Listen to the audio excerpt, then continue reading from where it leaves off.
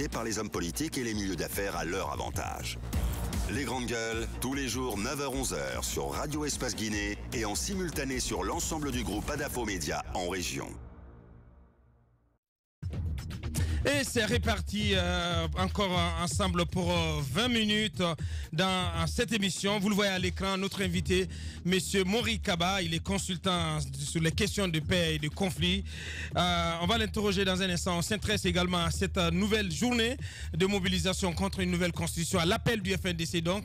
Une marche est prévue ce matin, en tout cas en cette journée de jeudi 7 novembre ici à Conakry, qui partira du rond-point de la Tanéré à l'esplanade du stade du 28 septembre en passant par les ronds-points de Gbessia, de Bambeto et de Damdalaï. Dans un instant, donc, on va appeler Abdoulaye Oumousso, qui est le coordinateur de la communication du FNDC. Et si tout va bien aussi, on ira du côté de la police pour entendre le général Mamadouba Kamara, qui est le porte-parole de la police. Avant, le temps pour notre réalisateur de joindre Abdoulaye Oumousso, quelques réactions dans cette émission avec Mohamed Mara, donc, qui est à l'écoute de cette émission. Et il nous dit: nous sommes d'accord sur la sortie ratée de l'imam, mais faudrait-il qu'il soit viré ainsi au mépris des procédures? Que dire du secrétaire général aux affaires religieuses qui mène campagne pour le 3e mandat? Même un criminel mérite qu'on respecte les procédures à son égard. Hier, on célébrait les 30 ans de la chute du mur de Berlin. Savez-vous que les églises étaient à l'origine et au cœur de cet événement qui a changé le monde? Il pose la question, Mohamed Mara, donc, qui nous envoie ce message. Citanium, bonjour les GG. Ahmed Kouma a toujours fait des choix régionalistes. Il n'est pas un modèle pour la nouvelle génération. C'est Citanium qui nous envoie ce message. Aïdara Ouslim, qui nous écrit également ce matin. Bonjour Abaka. Demandez à Moussa, qu'en est-il de Cheikh Afan qui fait des appels publics à la haine contre une communauté? Il pose la question, il s'adresse à Moussa Moïse. Cette autre réaction du côté de Cancan, on va s'arrêter là-dessus. Est-ce qu'on a notre invité par téléphone? Le dernier bilan provisoire de l'éboulement à Tintignan s'élève à 12 morts et 6 blessés, dont 10 corps extraits hier et 2 autres ce matin. Alpha Omar Kouita, donc c'est notre correspondant Alpha Omar Kouita du côté de Cancan qui donc nous envoie ce bilan actualisé. Dernière réaction avant de continuer. Alpha Moussa Makadjabi, Abouakar, je vous informe que l'imam Yaya Kamara est membre de la fédération UFDG d'Ubreka. Il est conseiller élu dans la commune urbaine de Dubreka sous la liste de l'UFDG. Donc si cela est vérifié, c'est assez clair. Nous avons notre invité dans ce studio, Moussa Moïse. Monsieur Mori Kaba, bonjour. Bonjour. Bonjour. Bienvenue dans cette émission. Allez-y Moussa. Alors, Monsieur Kaba, vous suivez comme nous l'actualité politique nationale sûrement. Aujourd'hui, la question que l'on se pose, c'est comment sortir de cet engrenage? Comment faire de telle sorte que les Guinéens puissent se parler? Comment trouver une solution à cette crise qui ne fait que nous enfoncer? Alors, une fois encore de plus, bonjour. Je commence d'abord par présenter mes sincères condoléances à toutes les familles éplorées durant ces événements que notre pays a connus. Et je puis encore vous dire que je m'incline pieusement devant la mémoire de ces jeunes qui avaient besoin de vivre comme nous autres. Parce que vous savez, on dit que la meilleure façon de juger, c'est de se mettre à la place de l'autre. C'est-à-dire, est-ce que celui qui est en train de subir de telles choses, si j'étais à sa place, comment j'allais réagir? Donc, que chaque Guinéen puisse se mettre à la place de ses familles. Et je condamne de façon ferme ces tueries et je voudrais surtout que cela s'arrête parce que la Guinée fait honte aujourd'hui. En revanche, loin de moi de faire une analyse rétrospective et rigoureuse de l'histoire politique de la République de Guinée depuis son avènement à l'indépendance, mais néanmoins, permettez-moi de rappeler ici que l'histoire politique, économique et sociale de ce pays est façonnée de grandes décisions, fussent-elles parfois lourdes des conséquences, mais elle résume mieux que tous les risques et menaces qu'une grande nation, c'est-à-dire comme la nôtre, doit savoir transcender quand le danger est là. La Guinée est le pays qui a fait palpiter, rêver et donner un sens en bouleversant les ordres du monde, c'est-à-dire précisément le 25 août 1958, quand le président Ahmed Sékou Touré, à l'époque leader du PDG RDA, s'adressait à l'humanité en ces termes. Quant à nous, nous avons un premier et indispensable besoin, celui de notre dignité. Or, il n'y a pas de dignité sans liberté, car tout assujettissement, toute contrainte imposée et subie dégrade la personne sur qui elle pèse. lui retire une part de sa qualité d'homme et fait de lui arbitrairement un être inférieur. C'est pourquoi nous préférons la pauvreté dans la liberté à l'opulence dans l'esclavage. Notre cœur, notre raison, celui de nos intérêts les plus évidents, nous font choisir sans hésitation l'indépendance et la liberté. C'est également dans cet élan de cœur que nos honorés défunts pères ont fait aujourd'hui de la République de Guinée, en cette décennie qui s'achève, le premier pays africain ayant en commun l'usage de la langue française à célébrer ses 61 années d'indépendance. Nous n'avons pas C'est-à-dire assez de temps, malheureusement, M. Kaba, mais est-ce que ce rappel historique, qui est aussi tumultueux, notre histoire, c'est une histoire tumultueuse, est-ce qu'on peut y trouver des solutions à notre crise actuelle? Oui, c'est pourquoi. Vous savez, l'histoire de la Guinée n'est pas... Le temps de répondre à cette question. On va aller sur le terrain pour retrouver qui exactement. Abdoulaye Oumou Sow de la coordination. Il est le coordinateur de la communication du FNDC. On va prendre la température de cette marche. Abdoulaye Oumou Sow en direct. Les grandes gueules. Bonjour Abdoulaye Oumou Sow. Bonjour Abouakar, bonjour à vos auditeurs. Bienvenue. Alors c'est une nouvelle journée de mobilisation à l'appel du FNDC dont vous êtes le coordinateur de la communication. Comment cette marche se dessine?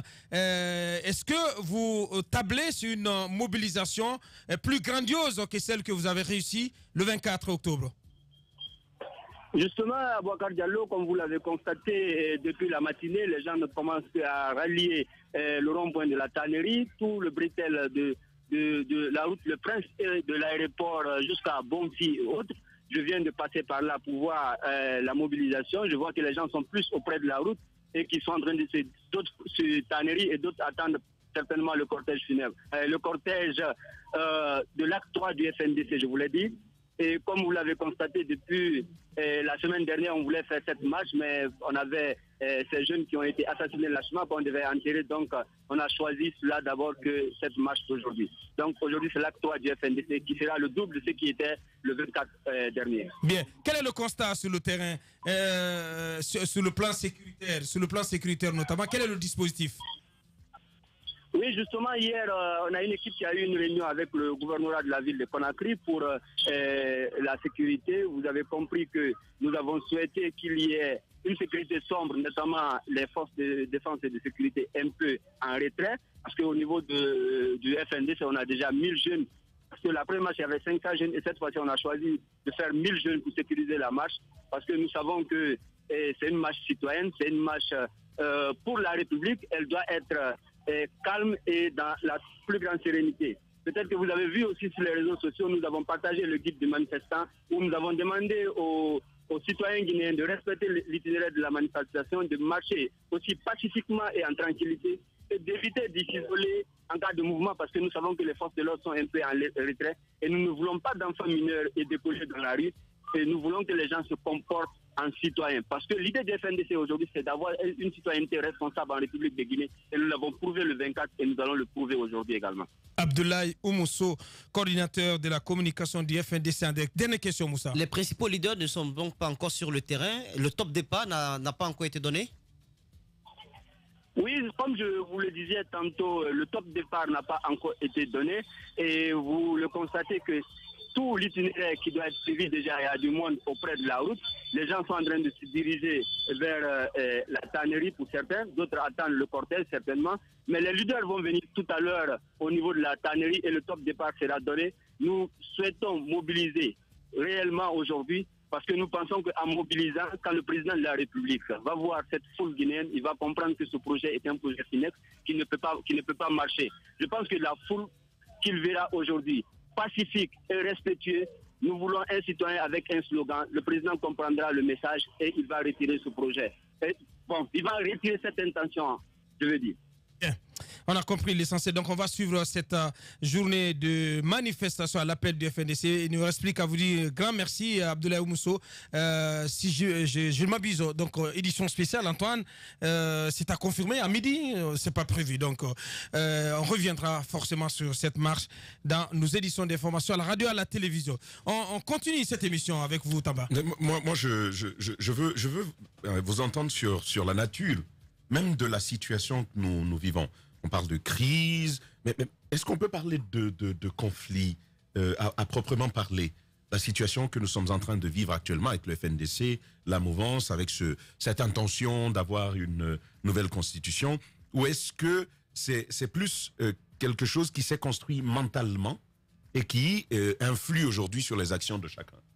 Oui, bien sûr, on peut dire que c'est quelque chose qui s'est construit mentalement au fur et à mesure, parce que si vous vous souvenez d'abord, un premier temps, bien vrai que le président de la République ne s'était pas prononcé sur une question de troisième mandat ou bien une éventualité de changement de constitution, les rumeurs circulaient, les gens ont évolué dans l'énigme. Certains ont entretenu ici et là, ça fait beaucoup d'écho et finalement nous nous retrouvons face à cette situation. Moi je pense que le plus important aujourd'hui, c'est essayer de dire à la mouvance présidentielle, au FNDC, à tous les acteurs sociaux de la vie nationale de se retrouver, de se parler afin de trouver une solution à ce que nous sommes en train de vivre. La Guinée fait honte parce que... Oui, mais comment y arriver, monsieur Kaba? C'est toute la question. C'est le vœu de tout un chacun de nous que les Guinéens se rasseyent, se reparlent autour d'une table. Mais comment y arriver? Il y a des conditionnalités, forcément. Au-delà des conditionnalités, au-delà des préalables, même l'objet même du dialogue n'est pas partagé. Comment convaincre, par exemple, le FNDC d'aller à cette table alors qu'ils pensent que s'asseoir à cela, c'est se rendre complice d'un coup d'État constitutionnel? Comment on peut pratiquement y parvenir? Moi, c'est ce que j'ai dit tout à l'heure. Vous savez, toutes les crises que l'humanité a connues ont toujours eu solution autour de la table.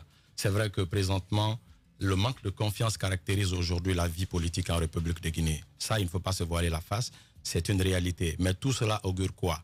Un manque de stabilité politique, économique et sociale que le gouvernement n'arrive pas à assumer. Donc je pense que c'est une grosse erreur, c'est une grosse faute.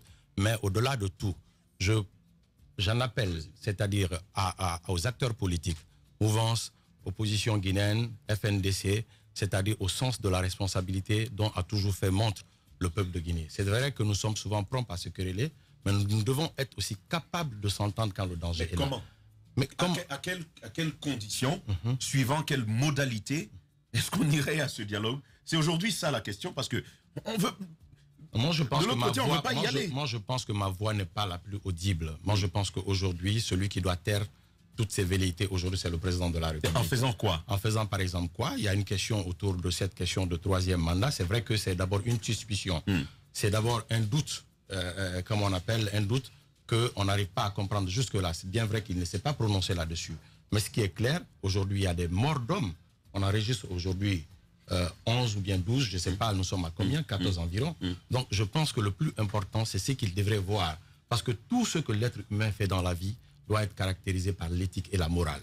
Même si quelque part les gens disent que oui, il a les possibilités, dans un régime présidentialiste, de soumettre la Constitution, ce qui lui est du plein droit, mais je pense que la motivation actuelle doit être plutôt caractérisée par l'éthique et la morale. En faisant quoi? En disant qu'il y a des Guinéens qui meurent. Il y a des personnes aujourd'hui qui sont en deuil. Donc, vis-à-vis de tout cela, nous devons prendre la responsabilité de dire que oui, il faut maintenant arrêter. Je pense que le plus important, c'est ça. C'est pourquoi je vous ai dit tout à l'heure que chacun de nous sache se mettre à la place de l'autre. Vous imaginez tout à l'heure que si c'est l'enfant du président de la République qui était mort lors d'un événement, que ça allait se passer comme ça? Si c'était le fils de El Hadj Cellou Dalein qui était mort, on allait être là? Ou bien de Sidya Touré? Je pense que non. Donc, il faudrait que les Guinéens chasse comprendre que le plus important aujourd'hui, d'ailleurs nous sommes dans un pays majoritairement musulman, mais le prophète Mohammed alayhi salam, Ibn Abdullah disait que le paradis n'appartient seulement à celui qui a souhaité le bonheur de son prochain comme il a souhaité pour lui-même. Tu souhaites le bonheur pour toi, mais pourquoi souhaiter la mort de l'enfant d'autrui? Je pense que la Guinée est en train de perdre aujourd'hui l'image grandiose que nous devons essayer d'assumer et d'achever. C'est l'œuvre que nous nous ont léguée, c'est-à-dire nos dévanciers. La responsabilité aujourd'hui est partagée. Je pense que tout le monde doit savoir raison garder et faire en sorte que la Guinée puisse sortir de cette situation. Bien, Mori Kaba, consultant sur les questions de paix et de conflit, notre invité. On va prendre la direction du théâtre de cette marche, cette nouvelle marche à l'appel du FNDC pour retrouver un de nos reporters déployés ce jeudi. C'est Saliou de la télévision. Bonjour Saliou. Bonjour Abaka Diallo, bonjour. Bienvenue, salut, allez-y Moussa. Salut, où est-ce que tu te trouves en ce moment même et décris-nous l'atmosphère qui prévaut? Actuellement, je me trouve au rond-point de la tannerie, point de départ de cette marche pacifique autorisée par le gouvernement.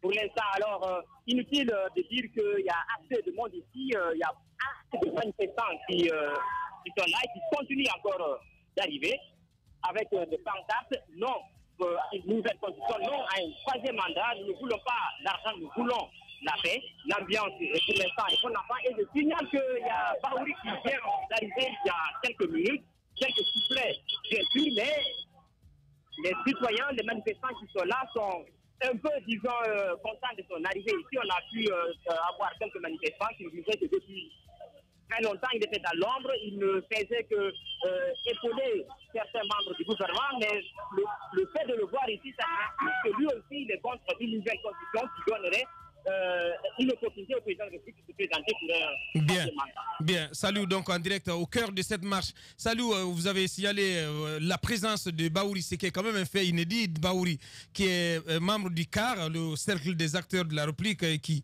n'avait pas choisi dans un premier temps la voie de la manifestation comme stratégie, mais sur le dispositif sécuritaire. Quel constat avez-vous fait, Salut, très rapidement? Alors, pour l'instant, bien sûr, les services de sécurité sont là. Pour l'instant, ils se contentent seulement de regarder, d'observer comment la marche se passe. Des jeunes, des citoyens, des membres du FNDC sont là pour veiller sur la circulation. Ils essayent un petit peu de faire en sorte que les gens circulent librement pour qu'il n'y ait pas d'accident. Pour l'instant, tout va bien. Les citoyens continuent d'arriver. Bien. Salut de la télévision Espace TV, un de nos reporters déployés pour suivre cette marche. Toutes nos équipes au cœur de cette nouvelle journée de mobilisation à l'appel du FNDC, donc contre une nouvelle constitution à Guinée, Moussa Moïse. Moi, j'admire tout de même le courage de Baouri. C'est quand même un politique qui est en train de me surprendre. Après l'incident de Dakar, les mots qu'il a eus au lendemain de cet incident, à l'encontre de ceux qui sont les auteurs de son agression, et le fait qu'ils viennent participer à la marche aujourd'hui du FNDC, je trouve que c'est un politique assez complexe et il continue de m'étonner. Au même moment, il donne finalement raison au FNDC. Oui. Sur la stratégie. Sur la stratégie, d'accord. Mais en même temps, c'est quelqu'un qui s'assume maintenant. Qui s'assume maintenant et qui a clairement affiché sa position. Et des consignes, j'apprends que des consignes ont été données aux militants de l'UFDG afin que Baouri puisse participer de façon assez libre à cette marche et que cela se fasse sans agression, sans heurts. J'espère que ces consignes seront respectées. Bien, c'est les dernières questions à nos invités, Tamba. Écoutez, personnellement, c'est une préoccupation aujourd'hui. La question a déjà été posée d'une certaine façon. Mais ce que je veux c'est quoi, par exemple, votre lecture sur l'action des principaux acteurs, de la société civile, des religieux, du groupe de contact, des partenaires même de la Guinée? Quel devrait être leur rôle par rapport à la pacification et au dialogue que vous sollicitez, que vous souhaitez pour la Guinée? Je pense que chacun a son calendrier. C'est pourquoi j'ai dit tout à l'heure que la meilleure des façons, c'était de se retrouver autour d'une table, discuter. Moi, je ne peux pas essayer d'imaginer ce que les uns et les autres proposent comme calendrier en termes de pacification de la situation actuelle. Mais moi, je pense que le plus important, encore une fois de plus, ce serait de faire en sorte qu'on puisse se retrouver autour de la table, parce que la grandeur de notre démocratie, comme je le dis, ne dépendra que du respect et de la tolérance des opinions de chacun et de tous. C'est pourquoi il faut se retrouver sur la table pour que chacun discute et puis on essaye de voir quelle solution nous allons trouver à ce problème. Bien. Parce qu'il n'y a pas de Monsieur Kaba, il ne reste plus qu'une minute. Quel appel, notamment à l'endroit du président de la République? Moi, je profite de cette petite occasion pour dire au président de la République que l'heure est grave. L'heure est grave parce que les Guinéens sont en train de tomber. L'heure est grave parce qu'aujourd'hui, il y a des suspicions, il y a des doutes qui animent aujourd'hui les mentalités en République de Guinée. Et dans cette situation, nous devons comprendre qu'il y a aujourd'hui le soleil de la démocratie, de l'éthique, de la transparence, de la bonne gouvernance qui est en train aujourd'hui de briller à mille éclats dans tous les cieux du monde. Et pour que nul ne se déplace sous la contrainte d'une arme, d'un génocide, mais aussi d'un conflit interethnique, pour qu'enfin l'humanité puisse connaître la paix. Et je pense que personne, je dis bien personne, ne pourra essayer d'empêcher cette marche absolue vers le progrès social, économique et politique de la Guinée, le souhait de tous les Guinéens aujourd'hui. Mais l'heure est assez très moins. J'aurais pu ou bien voulu développer assez de questions relativement sur les questions économiques, effectivement, politiques. Malheureusement, on aura certainement prochainement on va se donner une autre occasion. Voilà, pourquoi pas dans d'autres émissions avec notamment Antoine Kourman dans Club de l'Actu. Oui, Moussa Moïse en 30 secondes. Pour le cas de Dame X, nous en parlerons certainement la semaine prochaine. Mais il faudrait que les acteurs qui participent aux enquêtes sur le terrain du côté de Sigrid sachent que nous sommes au courant de différents faits et gestes, tout ce qui est en train d'être fait sur le terrain. Nous savons que la machine judiciaire est très très lente, surtout quand ça implique un peu des hommes en uniforme. Ça devient très compliqué. Mais pour le cas de Dame X, nous irons jusqu'au bout. Bien. Il faut que la vérité jaillisse. Bien, Moussa. Voilà. Ça est terminé pour le numéro de ce jeudi. Merci à toute l'équipe. Grand merci aussi à notre invité, M. Mori Kaba, consultant sur les questions de paix et de conflit. On va suivre cette nouvelle journée de manifestation à l'appel du FNDC ici à Conakry dans nos différentes éditions d'information et sur toutes nos plateformes. Grand merci à notre réalisateur ici à la radio, Ibrahim Prince Diallo, le doigté magique. Grand merci aussi à toute notre équipe à la régie. On remet ça demain pour la dernière représentation contre la semaine, si tout va bien. Nous recevrons pour vous M. Baroui, président de l'UDD, et donc il participe à la marche de ce jeudi. Au revoir et portez-vous bien.